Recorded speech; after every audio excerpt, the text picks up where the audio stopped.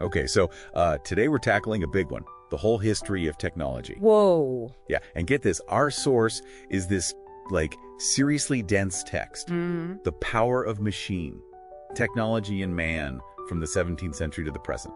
Okay. Don't worry, we'll dig out the good stuff. Think aha moments about how we got from using, pointy sticks to, everything. It's a wild ride for sure. And it actually starts way before the 17th century, you know? This book, it takes us all the way back to the Stone Age. The Stone Age. Yeah. It reminds us that technology, it's not just about, the fancy gadgets. It's really about how, humans, we've always been hardwired to innovate. That's a good point. It's easy to think, Stone Age, they were just figuring out fire. No. But I'm guessing there's a bit more to it than that. Oh, so much more. We often fall into this trap of thinking technological development is like this straight line, always moving forward. Right. But early societies, they had their own unique brilliance. Take the Bronze Age, for example. Yeah.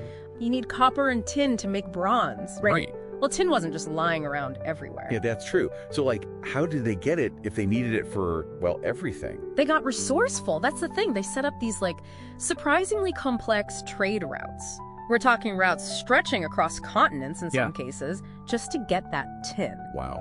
Imagine the collaboration and organization that must have taken way back then. That's mind-blowing when you put it that way. It's like that need, that single need for tin, it sparked this whole web of, innovation and interconnection across the ancient world. Exactly. And here's the thing. This pattern, it repeats itself throughout history. A need pops up.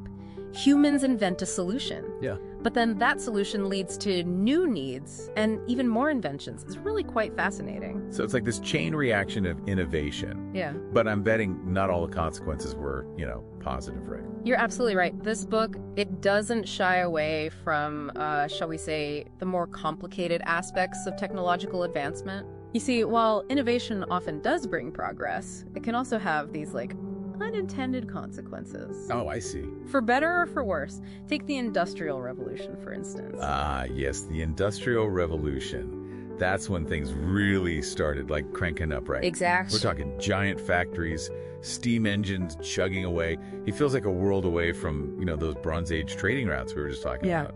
Yeah. Even though it's the same, innovative spirit at play, isn't it? It is.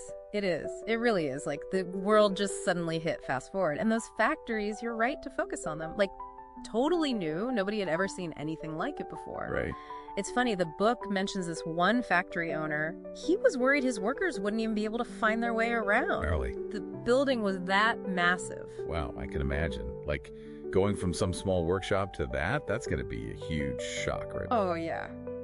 But it wasn't just about size, though, was it? The whole, rhythm of work changed, too, right? Oh, absolutely. You've got these, huge machines now, all powered by steam and eventually electricity, setting the pace for everything. It's a stark contrast, the book says, from the pre-industrial era, when, you had these skilled craftspeople. They could set their own pace, often working from home or in, small groups. Totally. Yeah. So how did people feel about this whole new way of working? Was everyone just, thrilled to be part of this industrial machine? Well, it was definitely a mixed bag. Yeah. The book does a good job, I think, of showing us both sides of the story. Okay. So you've got some folks, right? They're completely dazzled by all the possibilities. They're convinced that factories are the key to, progress and prosperity for everybody. I can see that. But you've got mass production, new jobs being created, cheaper goods. Yeah. It's easy to see how people would get swept up in all that excitement, For sure. But then on the other hand, you have these other folks who are, well, they're deeply concerned, to say the least. Yeah. They see the potential for, worker exploitation, the often harsh conditions in many factories. Yeah. And they worry about, people basically becoming cogs in this giant machine. Oh, yeah. I see what you mean. It's this classic case of technological advancement, coming with a side of growing pains. Yeah, exactly. And what's really interesting to me is how the effects of the Industrial Revolution, they weren't confined to just, the factory floor, right? It totally transformed cities too, didn't it? Oh, 100%. I mean, this is where it gets really interesting. The factories, they drew in all these workers from the countryside. Right. And that led to this population explosion in like all the urban centers. So cities had to adapt and quickly. Wow. And that's when we start to see these really ingenious innovations in urban planning. That's a good point.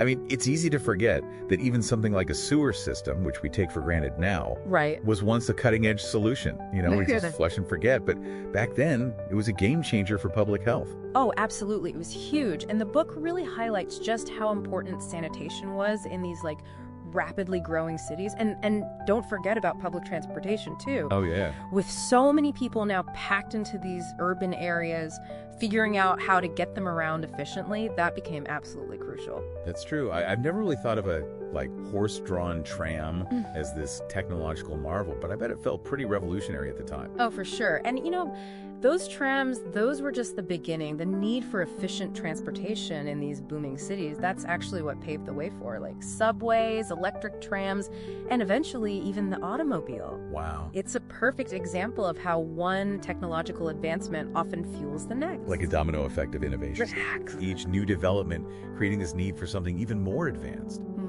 But amid all this progress, there's one thing that really jumps out at me. Yeah. Electricity. Yeah. Can you imagine a world without it? It's really hard to fathom now, isn't it? But harnessing electricity, that was a total game changer, just as big as the steam engine. Wow. And it all stemmed from like really understanding this relationship between electricity and magnetism. Seriously, it's like magic now. Did one brilliant mind just invent electricity, or was it more of a gradual thing? It's actually a bit of both. So, You had these incredible minds, like Michael Faraday, for example, right. laying all the groundwork with his discoveries about electromagnetic induction, basically how to create an electrical current using magnets. Right. But then you needed someone to take that theory, that raw potential, and turn it into something real, something practical. And Thomas Edison, right. Exactly. Didn't he invent the light bulb? Well, he was one of the people who developed the first commercially successful incandescent light bulbs. Right. The book talks about how he set up this whole research lab Wow. dedicated to invention, which was a pretty new concept back then. A whole lab just for inventing things. That's next level. So Edison and his team, were they like the rock stars of innovation back then? Oh, they were definitely at the forefront of the whole electrical revolution. And it wasn't just light bulbs either. Right. They developed phonographs, motion picture cameras, all sorts of groundbreaking technologies. The book really emphasizes how Edison's systematic approach to invention, it really changed the game. That's amazing. It's like all these innovations, we take them for granted now, like a light bulb, right? Right. But it totally transformed how people live their lives. Without a doubt. Imagine a world without electric lights. Yeah. Without refrigerators. Without all the devices that we rely on every single day. Electricity, it revolutionized our homes, businesses, our entire way of life. It really did. It makes you wonder what they would have thought about, our smartphones and the internet, Right. And speaking of which, this text you're sharing with me, it covers this long, long history of technology. So I'm guessing it dives into the information age too, right? It does, and it really highlights how communication technology in particular has shrunk the world in ways that would have seemed unimaginable just a century ago. The book talks about the telegraph, for instance, Right, yeah. which allowed people to send messages across continents in minutes. I remember learning about that in history class. It seemed like such a foreign concept back then. Yeah. But then the telephone came along, and that completely changed the game again. Oh, absolutely. Suddenly, people could hear each other's voices in real time, Wow. no matter how far apart they were. That's wild. And that was just the beginning.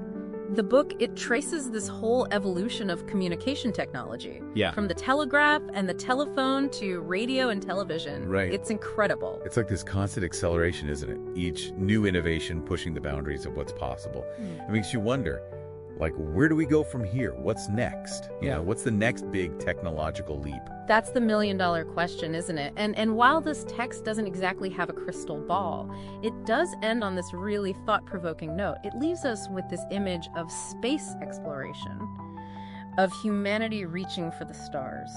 I like that. It kind of speaks to our boundless curiosity, our drive to explore the unknown. It really does, but it also serves as a subtle challenge, I think. The book seems to be asking us, have we truly mastered the challenges we face here on Earth? before we venture further out into the cosmos? It's a powerful question. It really makes you think about, like, our priorities, about like the balance between pushing the boundaries of technology and actually addressing those pressing issues that, humanity is facing right here, right now. Exactly.